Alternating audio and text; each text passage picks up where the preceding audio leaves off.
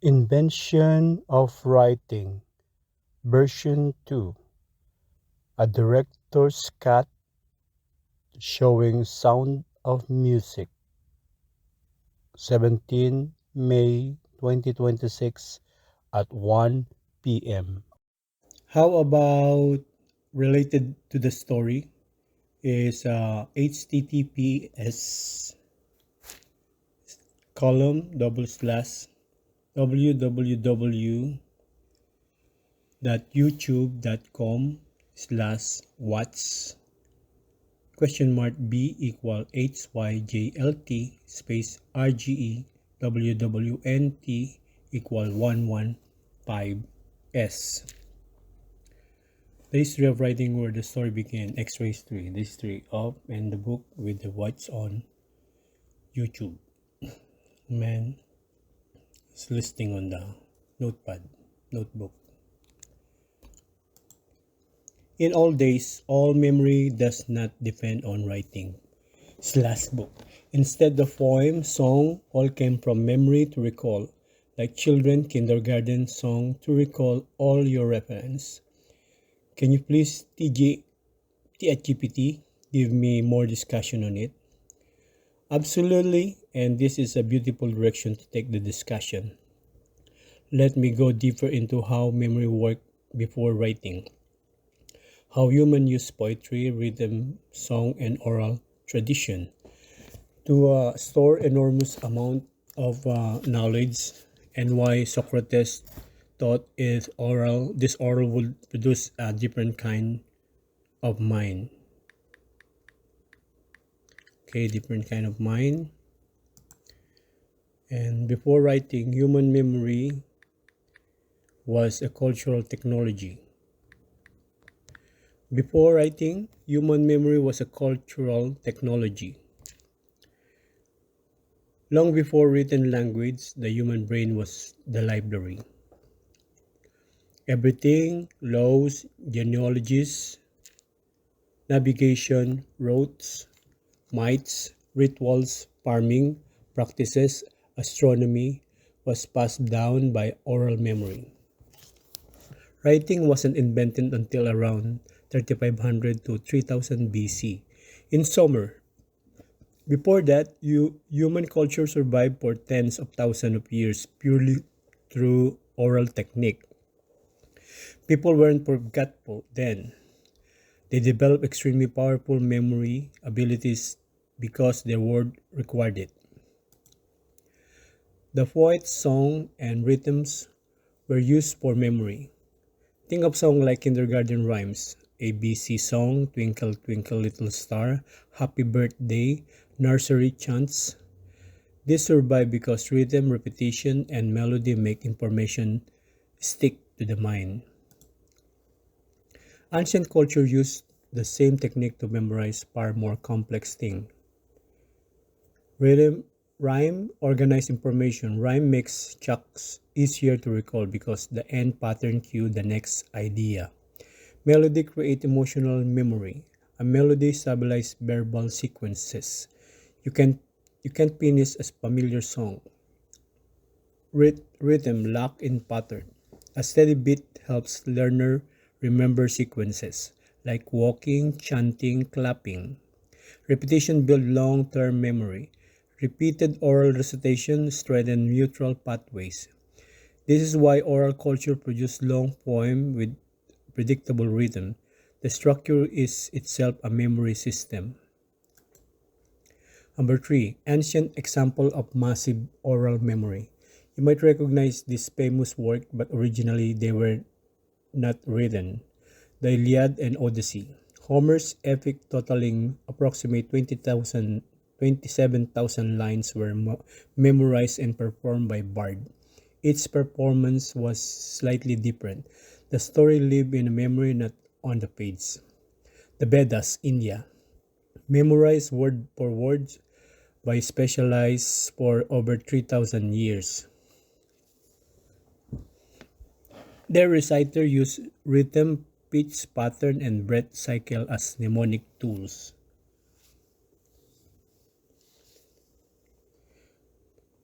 African griot tradition. Griots memorize genealogies, histories, and legal tradition across centuries using musical storytelling. Indigenous Australian songlines. Entire map of the land, river, mountain, waterholes encoded in song. Singing in the songline equals navigating that territory. Norse, Eddas, and Sagas. Before being written down, they were preserved through alliterative poetry and chanting. Number four, memory was not just personal, it was a social system. In oral society, people remember collectively. Stories were repeated in groups, ritual reinforced knowledge, elders stored genealogies, priests stored rite, poets stored might, craftsmen stored technique, farmers stored seasonal knowledge. Knowledge lived inside shared practices, not inside books. This is what Socrates admired and feared losing. Number 5. Socrates' concern writing weakened internal memory. In Phaedrus' Myths, King Tamus warned that writing will implant forgetfulness in the soul of learners. Why? Because it's externalized memory. People start relying on written marks instead of their mind internal discipline. In oral cultures, memory is a learned skill. In written cultures, memory became optional. Socrates feared that writing would change how people remember, how they think, how they gain wisdom, how they speak and dialogue, how tradition is passed down. We know now we know now he was partly right. Number 6. Why oral memory creates different kind of intelligence. People rise in a strong oral culture develop. Exceptional verbal recall. Bard could recite hour-long stories without notes. Formulaic composition. Oral poet used repeated formulas, epic phrases to improvise long story. Deep listening habit. Understanding came from hearing, not seeing. Social participation. Knowledge was communal, not individual. Embodied memory. Song, gesture, walking rhythm. Memory involved the whole body. This is very different from the mind shaped by book or screen. 10.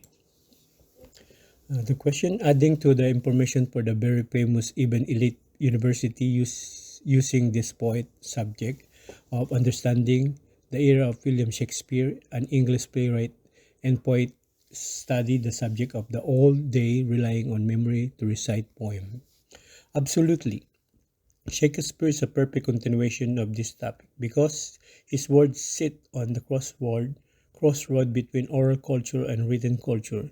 Even elite university today studies Shakespeare not only for literature but to understand how memory, performance, and oral tradition shape human thinking before modern schooling. Let's expand this clearly and Powerfully. Number 1. Shakespeare era will still half oral, half written. We often imagine Shakespeare 1564-1616 as purely written literature figure, but in truth, this world still relied heavily on the oral memory. Actor memorized entire plays, sometimes in only days. Audience understood stories through listening, not reading. Many people were semi-literate, so performance carried culture. Theaters were a place of public memory like ancient Greek amphitheater. Poetry and drama used rhythm and pattern for easy memorization. Even though printing presses existed, the thinking style was still oral. Number 2, Shakespeare wrote in a way that helped memory. His writing isn't just beautiful, it's engineered for human memory. Lambic pentameter, heartbeat rhythm. The doom, the doom, the doom, the doom, the doom. This rhythm mirrors natural human speech and makes lines easier to memorize. Actors could internalize lines quickly because the rhythm carries the words. Example, but soft that what light through yonder window breaks. You can feel the beat, the structure itself trained memory. Oral performance was essential. Actor memorize everything.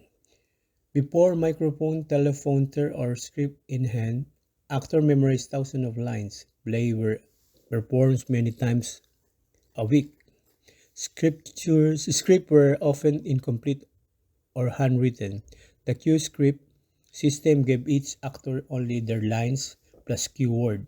No rehearsal note, no printed books, no video recording. Their memory had to be extraordinary. This is why universities like Oxford, Cambridge, Harvard use Shakespearean acting exercise to train verbal intelligence, deep listening, emotional memory, vocal rhythm, improvisation, audience awareness. These are remnants of the oral brain. Number 4. Elite universities study Shakespeare because they are not just studying the play, they are studying how memory shaped intelligence before modern writing, how oral culture think, speak, argue, and teach, how language patterns reveal a mental world very different from ours, how rhythm and poetry encode knowledge, how performance substitute for books. A Shakespeare class is really the study of oral tradition, early writing, early print, modern literacy. He is the bridge. Number 6. Shakespeare is a part of huge memory tradition. He stands at the end of the chain. Oral Greek epic, Homer, medieval storytelling, bardic memory tradition, church liturgy memorized through rhythm, Our Father who art in heaven, Masalangit ka, folk song and ballads, early printed play. So when you study Shakespeare, you are really studying the last great moment before the world fully shifted from oral memory, written memory, printed memory, digital memory. And then question, as a present time, Hollywood Vantage Theater in LA does perform like this titled Sound of Music, Sunday, May 17, 2026. And at 1 p.m. Stage play means watching this stage play going back in the time, the technology of William Shakespeare being alive. Yes, exactly. When you watch a modern stage play like Sound of Music at the Hollywood Vantage Theater, you are experiencing a living form of art that preserved the same ancient theatrical technology in use in Shakespeare time and even far earlier. Far earlier. Live stage performance equal oldest human technology for storytelling. Before writing, before books, before printing press, before film, TV, or streaming, human beings shared culture through voice, movement, rhythm, memory, music, story, performance in front of a live audience. This is exactly what Shakespeare's actor did in the Globe Theatre 1599, and exactly what stage actors do that at the Vantage Theatre today. The technology is the same, the living human body telling a story to other living humans. Watching the stage play in 2026 is like time travel to Shakespeare era. Even though lights and microphones are modern, the core experience is unchanged. Real actor, real voices, real time emotion, audience reacting moment by moment, memorized lines spoken from memory, story delivered through performance, not screen. No retake, no editing, no CGI, no computer generated imagery. A shared communal moment of human storytelling. This is the same technology that Shakespeare relied on. When you sit in the Vantage Theater in 2026, you participate in a tradition that is older than books, older than writing, older than Shakespeare, older than every modern media form. It is direct continuation of live storytelling as memory. Why? Sound of Music is especially connected to an old memory tradition. Musical theater is deeply rooted in song, rhythm, repetition, emotional memory, collective singing, poetic line. These were tool there were These were tools used in ancient oral society to teach, remember, and pass down knowledge. Think about the lyrics Do, Re, Mi, my favorite thing, Edelweiss. These songs are written the way the children and adults can remember forever, just like ancient Greek epics, medieval ballads, Shakespearean rhythm, nursery song, oral teaching before books existed. So yes, modern musical theater connect direct to the past. Number 4, stage actors today may use many of the same skill as Shakespearean actor. Even in 2026, actors memorize huge amount of text. They rehearse physical, not just mentally. They perform live without mistake being erased. They use rhythm, breath, and vocal technique. They rely on audience's presence to complete the experience. This is exactly what actors did in 1600. When you watch a live show, you witness the living ascendant of Shakespearean art form unchanged in its essence. 5. Why movies cannot replace this experience? Film is edited, polished, repeated, controlled. Stage acting is unpredictable, alive, organic, a shared moment, hap- happening only once, different each performance. Shakespearean audience also experience performances that only existed once in history and then they disappear forever. This is why experiencing a stage play feels magical. It is the last surviving form of ancient oral culture in the digital age. Number 6, the Hollywood Pantage equal modern cathedral of ancient art. The Pantage Theater, despite being a modern building, functioned exactly like the ancient Greek amphitheater, medieval court with performer, Elizabeth Globe Theater, oral storytelling circle, early opera house. This continuity is astonishing. When you sit in the theater in May 2026, you are a time machine that preserved humanity's oldest cultural technology, live performance. And that's gonna be the